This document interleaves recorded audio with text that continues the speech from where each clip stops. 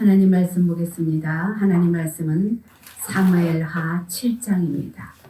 사무엘하 7장 1절서부터 29절인데 16절까지만 보겠습니다. 한 목소리로 합독합니다. 여호와께서 주의 모든 원수를 무찌르사 왕으로 궁에 평안히 살게 하신 때에 왕이 선지자 나단에게 이르되 볼지어다 나는 백향목 궁이 살거늘 하나님의 괴는 휘장 가운데 있도다. 나단이 왕께 아뢰되 여호와께서 왕과 함께 계시니 마음에 있는 모든 것을 행하소서 하니라. 그 밤에 여호와의 말씀이 나단에게 임하여 이르시되 가서 내 종 다윗에게 말하기를 여호와께서 이와 같이 말씀하시되 내가 나를 위하여 내가 살 집을 건축하겠느냐. 내가 이스라엘 자손을 애굽에서 인도하여 내던 날부터 오늘까지 집에 살지 아니하고 장막과 성막 안에서 다녔나니 이스라엘 자손과 더불어 다니는 모든 곳에서 내가 내 백성 이스라엘을 먹이라고 명령한 이스라엘 어느 지파들 가운데 하나에게 내가 말하기를 너희가 어찌하여 나를 위하여 백향목집을 건축하지 아니하였느냐고 말하였느냐. 그러므로 이제 내 종 다윗에게 이와 같이 말하라. 만군의 여호와께서 이와 같이 말씀하시기를 내가 너를 목장 곧 양을 따르는 데에서 데려다가 내 백성 이스라엘의 주권자로 삼고 내가 가는 모든 곳에서 내가 너와 함께 있어 내 모든 원수를 내 앞에서 멸하였은즉 땅에서 위대한 자들의 이름같이 내 이름을 위대하게 만들어 주리라. 내가 또 내 백성 이스라엘을 위하여 한 곳을 정하여 그를 심고 그를 거주하게 하고 다시 옮기지 못하게 하며 악한 종류로 전과 같이 그들을 해하지 못하게 하여 전에 내가 사사에게 명령하여 내 백성 이스라엘을 다스리던 때와 같이 아니하게 하고 너를 모든 원수에게서 벗어나 편히 쉬게 하리라. 여호와가 또 내게 이르노니 여호와가 너를 위하여 집을 짓고 내 수완이 차서 내 조상들과 함께 누울 때에 내가 내 몸에서 날 내 씨를 내 뒤에 세워 그의 나라를 견고하게 하리라. 그는 내 이름을 위하여 집을 건축할 것이요 나는 그의 나라 왕위를 영원히 견고하게 하리라. 나는 그에게 아버지가 되고 그는 내게 아들이 되리니 그가 만일 죄를 범하면 내가 사람의 매와 인생의 채찍으로 징계하려니와 내가 내 앞에서 물러나게 한 사울에게서 내 은총을 빼앗은 것처럼 그에게서 빼앗지는 아니하리라. 내 집과 내 나라가 내 앞에서 영원히 보존되고 내 왕위가 영원히 견고하리라 하셨다 하라. 아멘. 잠깐 기도하겠습니다. 거룩하신 하나님 은혜를 감사합니다. 오늘도 당신을 사랑하는 백성들이 주의 전에 모였습니다. 주님이 친히 말씀하시고 말씀을 전하고 듣는 자들이 한 마음으로 은혜의 시간 되게 도와주시고 깨닫는 시간 되게 도와주시며 우리의 영의 눈이 열리고 영의 귀가 열려서 주님의 음성을 듣기를 원합니다. 주님이 친히 말씀해 주시옵소서. 예수님 이름으로 감사하며 기도합니다. 아멘. 우리 옆자리 사람들한테 인사합시다. 주 안에서 승리하며 삽시다. 주 안에서 승리하며 삽시다. 승리하며 삽시다. 감사합니다. 명절을 잘 지내셨는지요? 네. 우리는 사무엘서를 계속 가고 있습니다. 우리 사무엘서는 상하로 되어 있습니다. 원래는 한 권이었는데 상하로 나뉘었다고 그랬죠. 사울의 죽음을 통해서 이제 상하로 나뉘는데 사무엘상은 사무엘과 사울과 다윗의 내용으로 기록이 되어 있죠. 그런데 이제 사무엘하는 다윗을 중심으로 해서 더 깊이 있게 심도 있게 해석하는 내용으로 되어져 있습니다. 다윗은 이제 3번의 기름 부음을 받죠. 그런데 그 기름 부음 속에서 점차 성숙되어지고 점진적으로 이스라엘 나라의 왕으로 되어지는 것을 보여주는데 이제 그런 가운데에 있었던 오늘 사건이에요. 오늘 사건인데 왕이 되어서 안정되어 갈 때에 다윗이 화려한 궁에서 살고 하나님의 괴는 성막 안에 있는 것을 보고 안타깝게 여겨서 다윗이 성전을 건축했으면 좋겠다라는 그런 생각이 들었다는 것이죠. 그래서 나단 선지자에게 이제 말을 하는데 이제 나단 선지자를 통해서 성전을 짓는 것이 어떻겠습니까? 이렇게 문의하는 내용인데 1절서부터 3절까지 우리가 한번 읽어보겠습니다. 시작. 여호와께서 주의 모든 원수를 무찌르사 왕으로 궁에 편안히 살게 하신 때에 왕이 선지자 나단에게 이르되 볼지어다 내가 백향목 궁에 살거늘 하나님의 괴는 휘장 가운데 있도다. 나단이 왕께 아뢰되 여호와께서 왕과 함께 계시니 마음에 있는 모든 것을 행하소서 하니라. 궁전을 짓고 싶다고 합니다. 나단 선지자에게 물어봅니다. 그러니까 나단 선지자가 뭐라고 합니까? 왕이시여, 왕이 마음에 있는 대로, 왕이 하시고 싶은 대로 하세요. 이렇게 이제 말을 했다는 거죠. 우리는 이렇게 늘상 이렇게 권사님들하고도 대화를 하면서 살죠. 가족하고도 대화하고 친구하고도 대화하면서 살죠. 근데 그 사람의 마음에 있는 것들을 대화를 하죠. 그럴 때 어떻게 됩니까? 그 말이 우리는 주의 전에 와가지고 이렇게 눈 감고 머리 숙이고 기도하는 것만 기도다라고 생각을 하는데 우리가 일상 때 말하는 그것이 우리 기도가 될 수 있어요. 그리고 일상 때 말하는 것이 길이 되고 삶이 되고 기도가 되고 그 하나님 앞에 그 소원하는 말이 될 수 있는데 다윗은 성전을 짓고 싶었던 것이 그의 말이었어요. 그래서 나단 선지자에게 성전을 좀 짓고 싶습니다. 이렇게 말을 했더니 왕이 하고 싶은 대로 하세요. 이랬다는 거죠. 그런데 4절에 보니까 그날 밤에 여호와의 말씀이 나단에게 임하셨다 말합니다. 여호와께서 금방 즉시 말합니다. 물론 이제 어떤 사람들을 통해서 우리는 하나님의 말씀을 하시지만 나단 선지자를 통해서도 또 말씀하시고 다윗에게도 또 말씀하시는 것이 있겠지만 하나님이 지금 누구한테? 나단 선지자에게 말씀을 하시는 거죠. 한 사람 앞에 다 말을 해주면 얼마나 좋겠어요? 그런데 그때그때마다 하나님은 사람들을 통해서 말씀을 하신다는 거죠. 그래서 우리는 그들의 말에 귀를 기울이고 하나님의 뜻이 어디 있는가 이렇게 우리도 말과 행실에 있어서 조심스럽게 듣기도 또 잘해서 하나님의 뜻이 무엇인가 이런 거를 생각하면서 가야 된다는 것을 보여주고 있는데 나단에게 하나님이 말씀을 하셨습니다. 무슨 말씀을 하셨습니까? 5절부터 한번 읽어보겠습니다. 시작. 가서 내 종 다윗에게 말하기를 여호와께서 이와 같이 말씀하시되 내가 나를 위하여 내가 살 집을 건축하겠느냐. 이제 다윗이 그렇게 말한 것을 하나님이 들으시고 네가 나를 위해서 집을 건축하기를 원하느냐?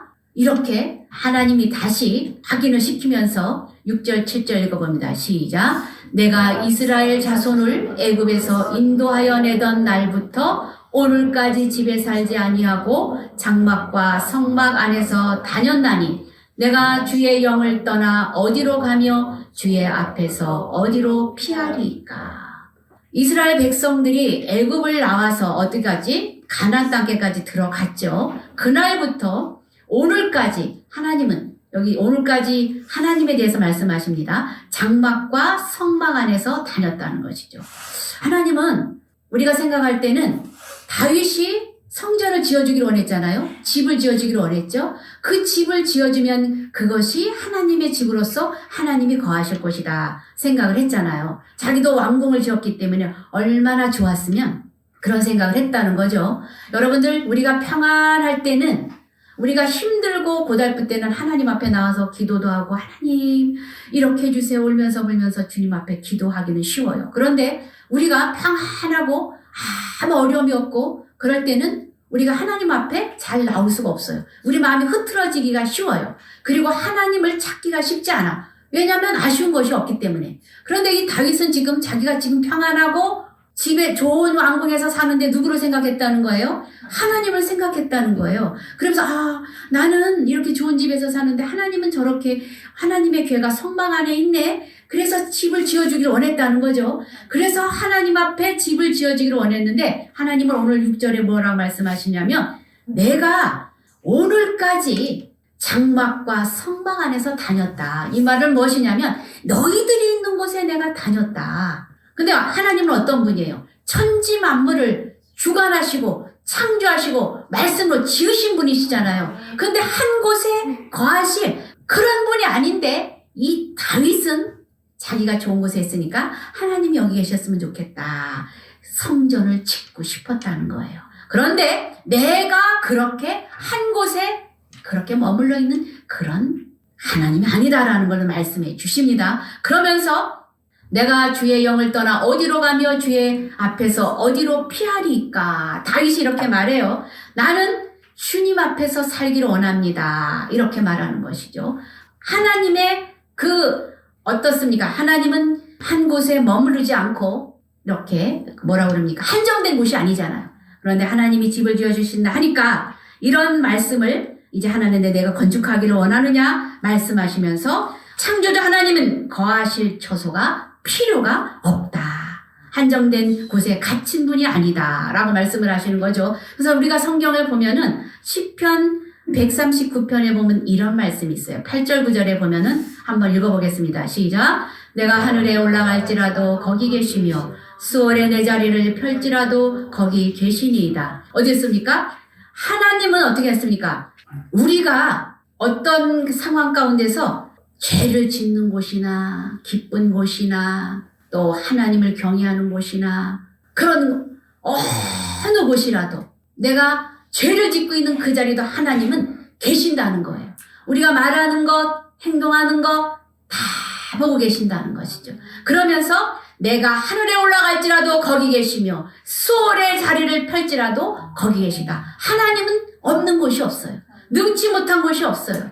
그래서 어떻습니까? 우리가 하는 모든 말은 하나님이 다 듣고 계신데 이렇게 한정되지 않는 그곳에 하나님이 이제 집을 다시 지어주신다고 말을 하니까 뭐라고 말하냐면 7절 한번 다 같이 읽어보겠습니다. 시작. 이스라엘 자손과 더불어 다니는 모든 곳에서 내가 내 백성 이스라엘을 먹이라고 명령한 이스라엘 어느 지파들 가운데 하나에게 내가 말하기를 너희가 어찌하여 나를 위하여 백향목집을 건축하지 아니하느냐고 말하였느냐. 하나님 말합니다. 내가 너희들 지파 중에서 어느 지파에게 내가 찾아가서 내 집을 지어달라고 말한 적이 있느냐? 말한 적이 없으시다는 것이죠. 이렇게 말합니다. 그러면서 이제 8절 읽어봅니다. 그러므로 이제 내 종 다윗에게 이와 같이 말하라. 만군의 여호와께서 이와 같이 말씀하시기를 내가 너를 목장 곧 양을 따르는 데에서 데려다가 내 백성 이스라엘의 주권자로 삼고 내가 가는 모든 곳에서 내가 너와 함께 있어 내 모든 원수를 내 앞에서 멸하였은즉 땅에서 위대한 자들의 이름같이 내 이름을 위대하게 만들어 주리라. 하나님이요 다윗이 집을 지어주겠다고 했는데 그 말에 하나님은 기특한 거예요. 하나님 한정된 곳에 있지 않다고 그랬죠. 어느 곳에든지 있다 그랬죠. 하늘에도 있고 저기 밑에 수월에도 있고 그 어느 곳에도 하나님이 다 계시지만 그래도 다윗이 하나님의 집을 지어주시겠다고 한 그 말이 기쁘신 거예요. 그래도 기특하신 거예요. 그래서 이제 그 다윗에게 이제 가서 말해라 이렇게 말하는 것이죠. 내가 너를 다윗을 어떻게 했대요? 목장 곧 양을 따르는 데서 양 목동으로 저 밑에 있는 정말 아무도 알아주지 않는 그를 어떻게 했대요? 이스라엘의 주권자로 왕으로 지금 삼아주셨잖아요. 그죠? 그래서 최고의 자리에 지금 올라왔죠.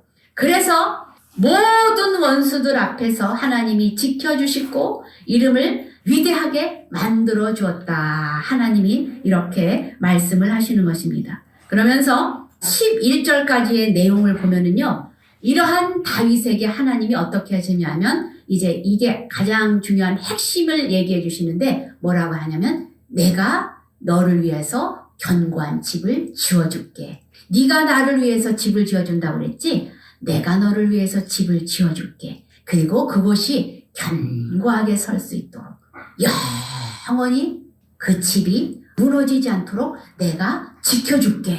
이런 약속을 해요. 이것을 이제 다윗의 언약이라고 그러는데 19절서부터 11절, 12절, 13절, 16절까지 쭉 이런 얘기를 말씀을 하십니다. 한번 9절에 보니까 뭐라 그래요? 존귀한 자의 이름같이 너의 이름을 존귀한 자의 이름으로 만들어주겠다. 이렇게 말씀을 하시는 것이죠. 하나님이 다윗을 존귀한 자로 만들어주신다는 것을 이렇게 말씀을 하고 계시는데, 하나님은 어떻습니까? 다윗이 집을 지어주겠다고 한 이런 하나님을 존귀하게 여기는 그 마음을 기쁘게 보시고 하나님이 기쁜 마음을 얘기하는 거죠. 우리가 성경에 보면 잠언 4장 8절에 보면 이런 말씀이 있어요. 한번 다 같이 읽어보겠습니다. 시작. 그를 높이라. 그리하면 그가 너를 높이 들리라.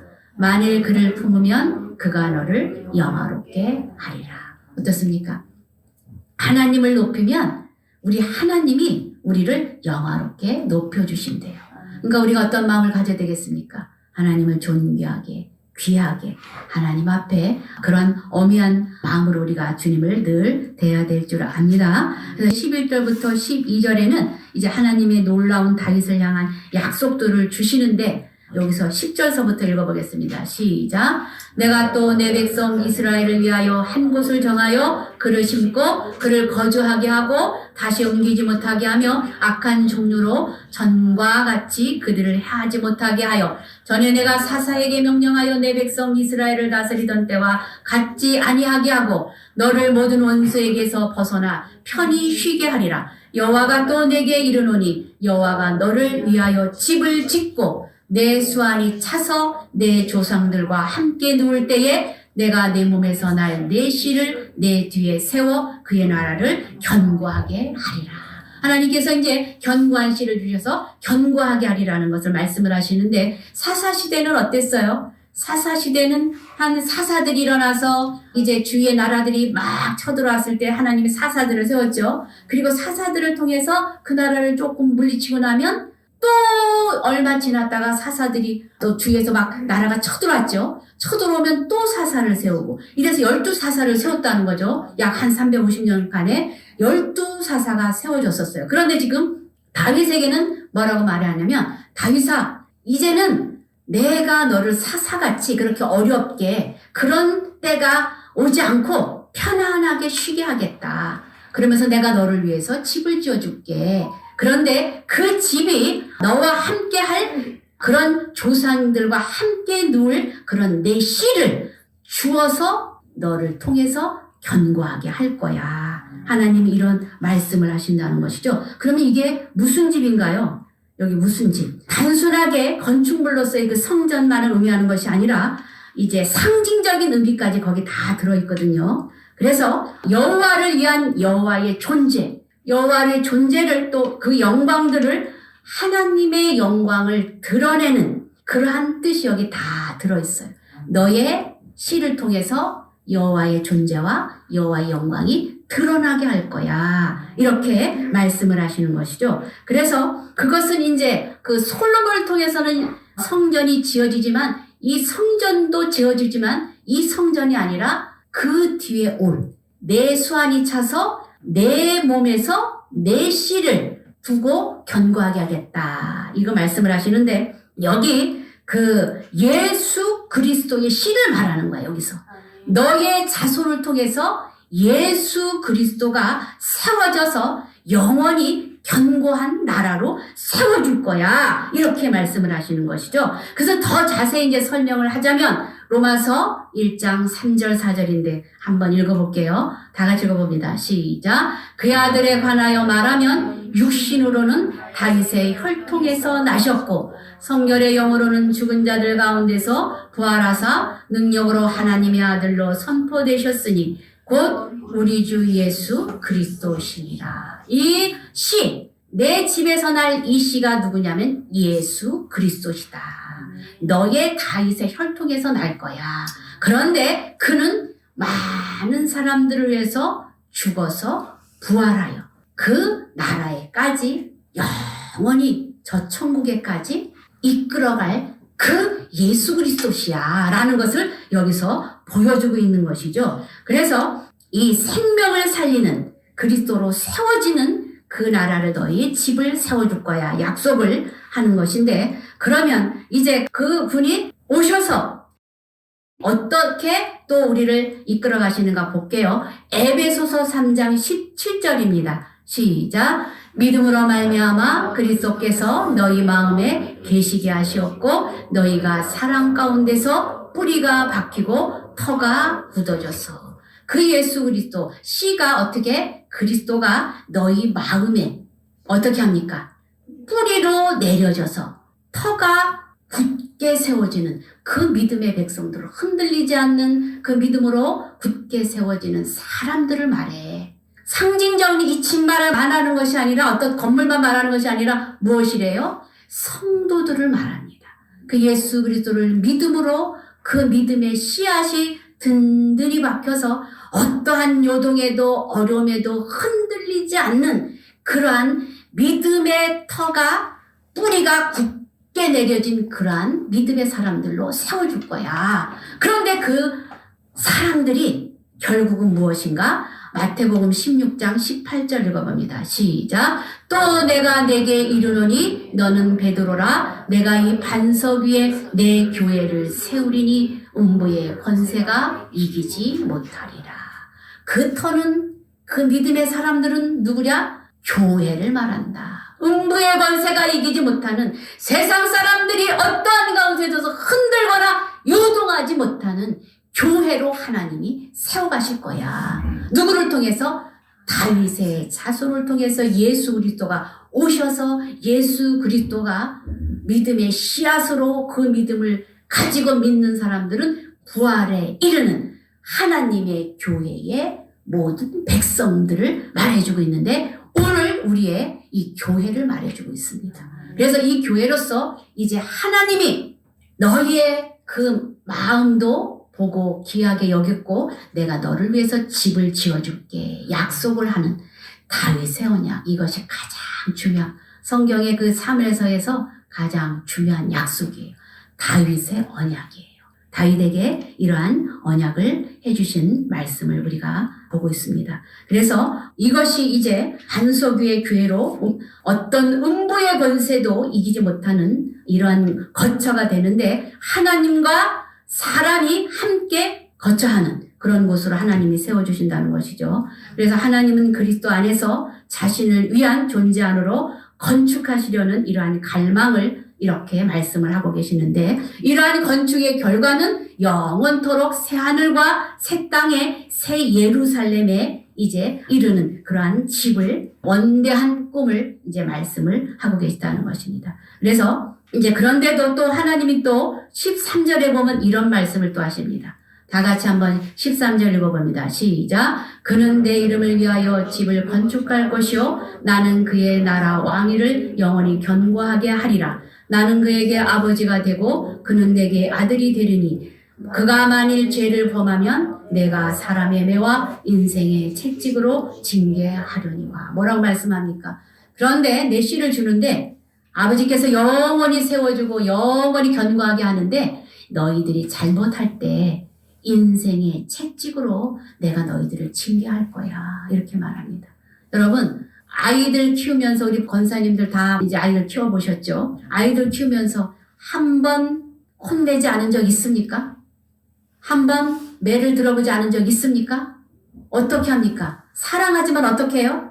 야단도 치고 때로는 매도 되잖아요. 우리 인생에 있어서도 우리 하나님께서 하나님의 자녀이기 때문에 어떻게 하신대요?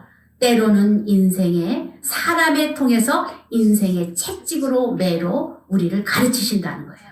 깨닫게 하신다는 거예요. 그래서 히브리서 12장 8절에는 이런 말씀이 있습니다. 다 같이 읽어봅니다. 시작. 징계는 다 받는 것이거늘 너희에게 없으면 사생자요 친아들이 아니니라. 징계가 없으면 사생자고 친아들이 아니라는 거예요. 여러분들 아무리 밖에서 누가 잘못했다고 그래서 여러분들이 나가가지고 우리 권사님들이 몽둥이 들고 가가지고 야단치면서 다른 애들이 막 혼냅니까? 다른 아이들은 내버려 둬요. 내 아이를 내가 잘 책임지고 기르는 것이죠. 그렇죠? 그렇듯이 이 징계가 오는 것은 우리 인생에 있어서 어려움도 오고 고난도 오고 매도 오고 징계도 오고 때로는 그런 일들이 있어요. 그런데 그것은 무엇이기 때문에? 하나님 우리를 사랑하는 아버지시기 때문에. 우리 아버지가 아니시면 우리를 야단을 칠 이유가 없다는 것이죠. 그래서 우리 인생에 있어서 이런 어려움도 있다는 것을 하나님이 말씀을 해주시는 것을 보여주고 있습니다. 그러면서 이제 15절부터 읽어보겠습니다. 시작. 내가 내 앞에서 물러나게 한 사울에게서 내 은총을 빼앗은 것처럼 그에게서는 빼앗지는 아니하니라. 내 집과 내 나라가 내 앞에서 영원히 보존되고 내 왕위가 영원히 견고하리라 하셨다. 하나님이 확실하게 또 약속을 해주시는 것이죠. 내 왕위가 영원히 견고하게 설 것이야. 이렇게 말씀을 해주시는 것입니다. 17절 18절 봅니다. 시작. 나단이 이 모든 말씀들과 이 모든 계시대로 다윗에게 말하니라. 다윗 왕의 여호와 앞에 들어가 앉아서 이르되 주 여호와여 나는 누구요며 내 집은 무엇이기에 나를 여기까지 이르게 하셨나이까. 다윗이 그렇습니다. 이 말씀을 듣습니다. 이 말씀을 붙잡고 갑니다. 나단이 한 말씀을 붙잡고 들어가서 여호와 앞에 앉았다. 이것은 그냥 우리 태도를 말하는 것이 아니라 여호와 앞에 마주하고 묵상하고 하나님 앞에 대면했다는 것이죠. 물어보는 것이죠. 하나님 앞에 앉아서 여호와여 내가 누구며 내 집은 누구에게 여기까지 이르게 하셨습니까?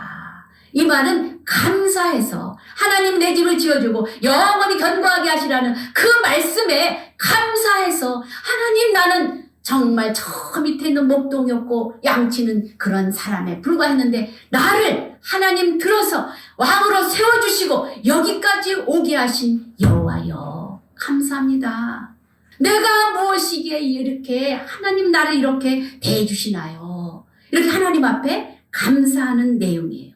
우리는 하나님 앞에 이러한 때를 한번 우리도 주님 앞에 내가 누구인가 하나님 말씀 안에서 나를 한번 살펴볼 필요가 있습니다. 우리는 날마다 어떻습니까? 어떤 권위와 어떤 드러나는 것, 그래서 포장해서 사람들에게 잘 보이고 어떤 그런 것들만 보이기를 원하는데 하나님 앞에서 어떻게 합니까? 진실되게 알몸으로 다 주님 앞에 내려놓고 하나님 나는 이런 사람입니다.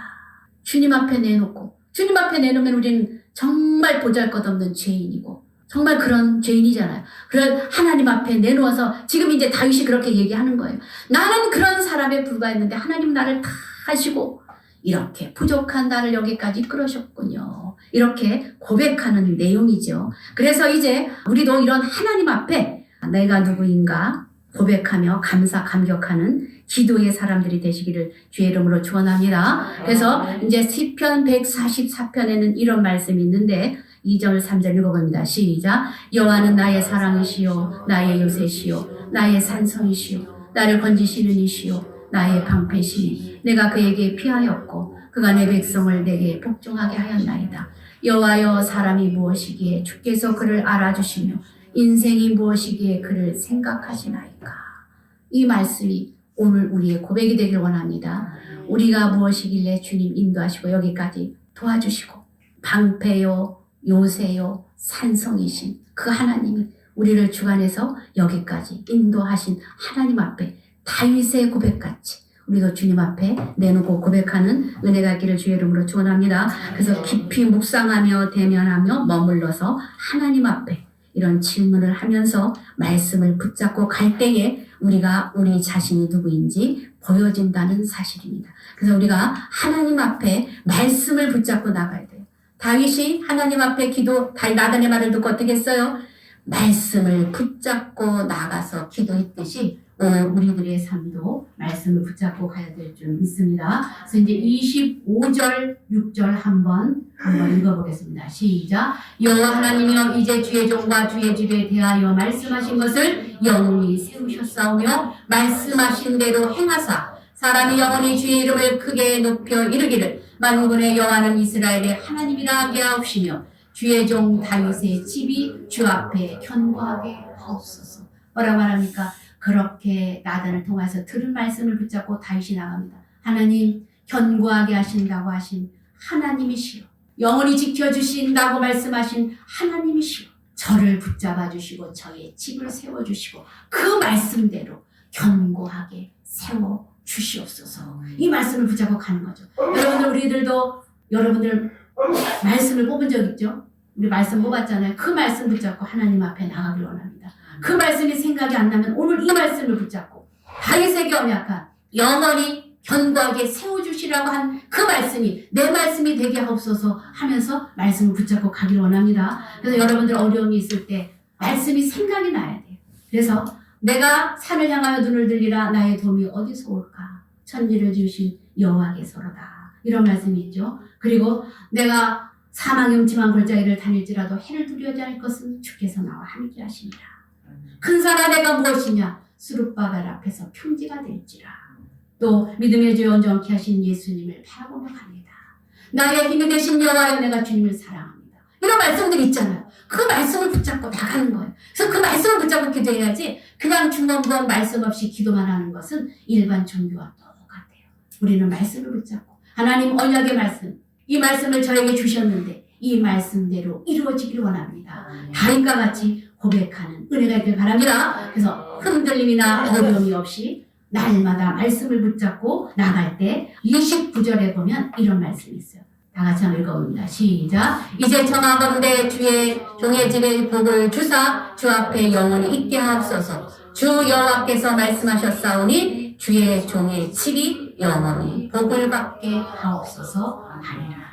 그렇습니다.